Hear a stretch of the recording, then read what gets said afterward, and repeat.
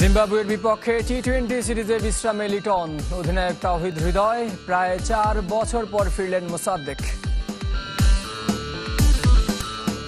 রাতে round of 32-এ কঙ্গোর মুখোমুখি England. বেলজিয়ামের প্রতিপক্ষ সেনেগাল। সকালে লড়বে যুক্তরাষ্ট্র Bosnia.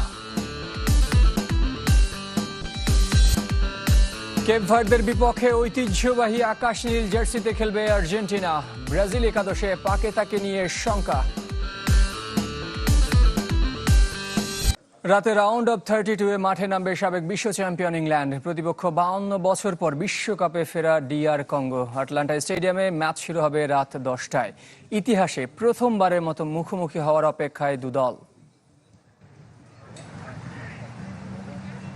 It's coming home or not, এবার কি ঘুচবে ইংল্যান্ডের বিশ্বকাপ জয়ের 60 বছরের অপেক্ষা, নাকি আবারও হ্যারি কেইন, জুড বেলিংহ্যামদের ফিরতে হবে খালি হাতে?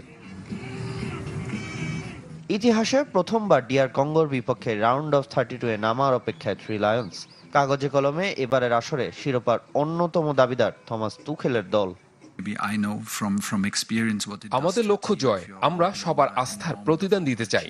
নিজেদের উপর বিশ্বাস রেখে সেরাটা দিয়ে খেলতে নামবো। এ ম্যাচের আগে ইংল্যান্ড শিবিরে স্বস্তি। মাঝ মাঠের প্রাণভোমরা ডেকলান রাইস ফিরতে পারেন, তবে ডিফেন্স লাইন নিয়ে চিন্তিত ইংল্যান্ড বস। প্রথম choice right back Reece James hamstring ইনজুরিতে খেলেননি পানামা ম্যাচ, আর সেই ম্যাচে রাইট ব্যাক জেরাল্ড কোয়ানসা মাঠ ছেড়েছেন অ্যাঙ্কেলের চোটে। এ ম্যাচে দেখা যেতে পারে টটনহ্যামের জেড স্পেন্সকে। গ্রুপ পর্বে দুর্দান্ত পারফরমেন্সে রাউন্ড অফ 32-তে DR কঙ্গো। আফ্রিকান প্রতিনিধিদের সবচেয়ে বড় শক্তি শৃঙ্খলা। কোচ সেবাস্তিয়ান দেশাব্রে দলটাকে বানিয়েছেন ধৈর্য ও বিশ্বাসের ওপর। আমাদের হারানোর কিছু নেই। নকআউটে নিজেদের প্রমাণ করে এসেছি। ম্যাচে ভালো ফলাফলের চাপটা আসলে ইংল্যান্ডের উপর। এই ম্যাচে সবচেয়ে আলোচিত নাম অ্যারন ওয়ান-বিসাকা। লন্ডনের জন্ম, ইংল্যান্ডের বয়সভিত্তিক দলে খেলা, তবুও শেষ পর্যন্ত বেছে নিয়েছেন কঙ্গোকে। এবার তিনি দাঁড়িয়ে আছেন সাবেক দলের বিপক্ষেই, যেখানে একসময় তার ভবিষ্যৎ কল্পনা করা হয়েছিল। ইংল্যান্ডের বিপক্ষে গুরুত্বপূর্ণ ম্যাচে ফিট স্কোয়াড নিয়ে নামবে দ্য লেপার্ডস। ঐতিহ্যবাহী হোম জার্সি গায়ে জড়িয়ে কেপ ভার্দের বিপক্ষে রাউন্ড অফ 32-এর ম্যাচে নামবে আর্জেন্টিনা। এই ম্যাচকে সামনে রেখে বেস ক্যাম্পে দ্বিতীয় দিনের মতো অনুশীলনে আলবিসেলেস্তেরা। শুরুর একাদশ নিশ্চিত না করলেও 13 জন আছেন স্কালোনির লিস্টে। কম্পাস মিনারেলস সেন্টারে দলগত অনুশীলনে এদিন ছিলেন আর্জেন্টিনার সব ফুটবলার। কেপ ভার্দের বিপক্ষে শুরুর একাদশ নিয়ে কোচ লিওনেল স্কালোনি এখনও সমাধানে যেতে পারেননি। গোলরক্ষক এমিলিয়ানো মার্তিনেজের বাইরে মাস্টার ট্যাকটিশিয়ানের শর্ট লিস্টে আছে 13 ফুটবলারের নাম। আক্রমণ ভাগে লিওনেল মেসির সাথে হুলিয়ান আলভারেজ, লতারো মার্তিনেজ। মিডফিল্ডে Rodrigo de Paul, Enzo Fernandez, Alexis Mac Allister আর থিয়াগো আলমাদাকে নিয়ে সংশয় নেই। যত চিন্তা ডিফেন্সকে ঘিরে। সে তালিকায় আছেন Nahuel Molina, Cristian Romero, Nicolas Otamendi, Lisandro Martinez, Nicolas Tagliafico ও ফাকুন্দো মেদিনা। এখান থেকেই 10 জন খেলবেন শুরুর একাদশে। এদিকে এই ম্যাচের জন্য দুদলের কিট চূড়ান্ত করেছে ফিফা। আলজেরিয়ার বিপক্ষে যে জার্সি পরেছিল সেই ঐতিহ্যবাহী আকাশী নীল জার্সি থাকবে আর্জেন্টাইনদের পরনে। প্যান্ট আর মোজার রং থাকবে সাদা। অস্ট্রিয়ার বিপক্ষে জার্সি এক হলেও প্যান্ট ছিল নেভি ব্লু। আর সৌদি আরবের বিপক্ষে যে কিট ছিল কেপ ভার্দের, সেই নীল রঙের জার্সি প্যান্ট পরে নামবে আফ্রিকার প্রতিনিধিরা। এই ম্যাচকে সামনে রেখে ফ্লোরিডার টেম্পায় চলছে কেপ ভার্দের অনুশীলন। আবহাওয়া কন্ডিশনের সাথে মানিয়ে নিতে বেস ক্যাম্পের পরিবর্তে হোম ভেন্যুর কাছাকাছি প্র্যাকটিসের জায়গা বেছে নিয়েছে ব্লু শার্করা।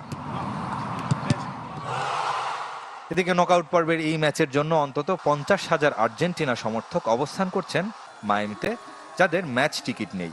সংকট কাটাতে ফিফার কাছে টিকিট চেয়ে অনুরোধ করেছে আর্জেন্টিনা ফুটবল অ্যাসোসিয়েশন। জিম্বাবুয়ের বিপক্ষে টি-20 সিরিজে বাংলাদেশ দলের নেতৃত্বে তাওহিদ হৃদয়, যিনি দলের সহ অধিনায়কও। 3 টি-20-র জন্য দলে ফিরেছেন ইয়াসির আলী রাব্বি ও মোসাদ্দেক হোসেন। রাব্বি সবশেষ জাতীয় দলে খেলেছিলেন 2023 সালে এশিয়ান গেমসে। আর অস্ট্রেলিয়ার বিপক্ষে ওয়ানডে সিরিজে পারফর্ম করে শর্টার ফরম্যাটে সুযোগ পেয়েছেন মোসাদ্দেক। অজিদের বিপক্ষে বাদ পড়লেও ফিরেছেন fast bowling allrounder Mohammad Saifuddin. তবে নেই সৌম্য সরকার। ব্যাট হাতে বাজে ফর্মে থাকলেও এই সিরিজে আরও একবার সুযোগ পেয়েছেন সাইফ হাসান, আর লঙ্কান প্রিমিয়ার লিগের জন্য ইতিমধ্যে ছাড়পত্র পেয়েছেন তাসকিন আহমেদ ও লিটন দাস, তাই তারাও দলে নেই। 15 সদস্যের স্কোয়াডে আরও আছেন পারভেজ হোসেন ইমন, তানজিদ হাসান তামিম, নুরুল হাসান সোহান, শেখ মেহেদি, নাসুম আহমেদ, রিশাদ হোসেন, শরীফুল ইসলাম, মুস্তাফিজুর রহমান, নাহিদ রানা ও আব্দুল গাফফার সাকলাইন। বিশ্বকাপে অপ্রতিরোধ্য গতিতে ছুটছে ফ্রান্স। শিরোপা রেইসে ফরাসিদের যখন সবাই এগিয়ে রাখছে, তখন এমবাপ্পে ওলিসেদের চ্যালেঞ্জ জানিয়েছেন লামিন ইয়ামাল। তার দাবি, ফ্রান্সের চেয়ে ভালো দল স্পেন। অপ্রতিরোধ্য ফ্রান্স কোথায় গিয়ে থামবে?